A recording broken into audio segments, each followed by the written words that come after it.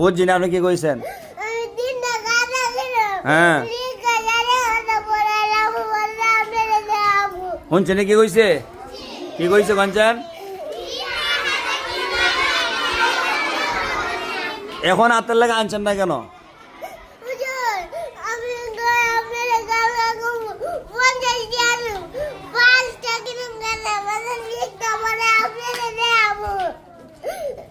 আজকে আনলেন না কেন? টাকা দামি করতাম আমি। কানছেন কেন? হাতের লেখা আনেন না একদিন আপনি? হ্যাঁ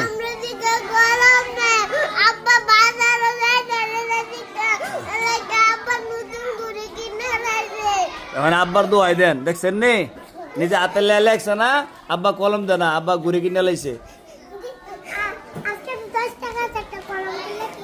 হ্যাঁ